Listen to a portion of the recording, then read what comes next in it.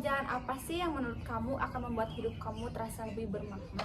Pekerjaan yang bermakna menurut saya pekerjaan yang bisa menguntungkan bagi orang lain juga. Jika uang itu bukan masalah nih, pekerjaan seperti apa yang ingin kamu lakukan setiap harinya? Sepertinya saya akan buka penitipan kucing karena secara pribadi saya suka banget sama kucing, jadi biar saya lebih dekat lagi dan banyak memelihara kucing. Apakah kamu percaya bahwa pekerjaan bisa menjadi sumber kebahagiaan dan kepuasan batin? Ya, kalau misalkan kita menyukai pekerjaan kita, maka kita akan mengerjakannya dengan rasa senang, dengan enjoy gitu. Aktivitas apa sih yang bikin kamu ngerasa hidup dan bersemangat? Mungkin saya suka menonton film, terus mendengarkan musik. Seberapa penting sih buat kamu suka sama kerjaan yang kamu lakuin?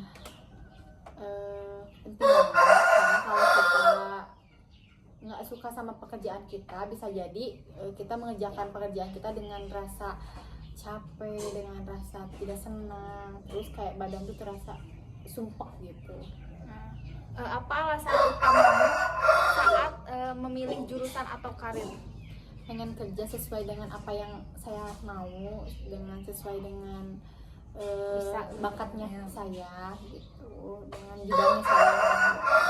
Sejauh mana sih gaji dan kestabilan itu mempengaruhi karir kamu? Lumayan berpengaruh sih Kak. Kamu rela nggak kerja di tempat yang nggak kamu suka, tapi ternyata di tempat kerja itu gajinya gede? Kalau cuman sebentar oke-oke aja, tapi kalau untuk selamanya kayaknya saya akan mencari pekerjaan yang lain. Menurut kamu bisa nggak sih gabungin kerjaan yang stabil sama apa yang kamu suka? Bisa sih, asalkan kita bisa membagi waktunya, bisa meluangkan waktunya, dan juga mau usaha juga gitu. Nah, gimana kalau kerjaan impian kamu itu susah untuk digapainya? Mana Kak? Nomor mana? Oh, 10. 10. Oke, jadi deh. Nanti biar dikat. Gimana sih kalau ternyata kerjaan impian kamu itu susah untuk digapai? Aku bakal cari alternatif pekerjaan lain sambil usaha dan terus belajar lagi, sambil cari-cari peluangnya.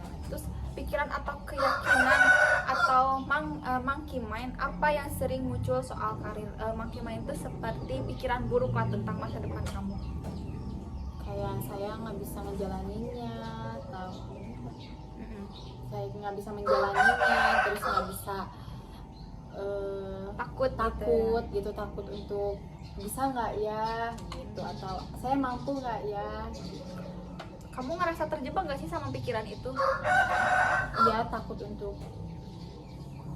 Iya, jadi takut untuk mencoba ke depannya, jadi kayak takut untuk melangkah, jadi sebelum aku melangkah teh sudah memikirkan, oh ini bisa nggak ya, oh ini mampu nggak ya gitu. Kayak overthinking gitu ya gitu. Nah, terus pikiran itu tuh asalnya dari mana sih? Yang aku rasa tuh kayak kalau kita sering lihat media sosial, berita yang negatif, terus kayak yang mempengaruhi lah pikiran kita, jadi untuk wah ini kayaknya takutnya kayak gini gitu. Terus ekspektasi keluarga atau ekspektasi teman atau ekspektasi masyarakat tuh berpengaruh nggak sih sama pilihan karir kamu? Pasti berpengaruh banget. Pengaruh banget. Apa ada keyakinan lain nih buat melihat situasi ini? Aku suka ngeyakinin diri aku, kita nggak harus sukses dulu, yang penting kita mau berjalan, mau berusaha, sambil kita berikhtiar juga. Sukses itu di belakang, yang penting usahanya dulu. Yang penting jalan aja dulu. Nah, terus kalau kamu izinin nih diri kamu buat nyoba, tapi ternyata gagal, apa yang bisa kamu pelajari dari kegagalan kamu? Aku akan belajar lebih lagi, mencari informasi lagi, dan juga mengenali diri aku nih, kayak aku salahnya di mana gitu, sambil belajar lagi, mengasah potensi akunya lagi. Terus kalau karir itu berproses dan berkembang, langkah kecil apa yang bisa kamu ambil sekarang? Mungkin aku akan ngobrol sama temen yang udah berpengalaman, cari informasi di media sosial mungkin, terus ngobrol sama keluarga juga. Nah, berdasarkan cara berpikir baru kamu, apa satu langkah kecil yang bisa kamu lakukan di minggu ini? Mungkin aku akan ikut pelatihan online atau cari-cari informasi di teman gitu Kak. Terus siapa yang bisa kamu hubungi nih kira-kira atau ajak bicara untuk tahu lebih banyak tentang bidang yang kamu minati? Mungkin aku akan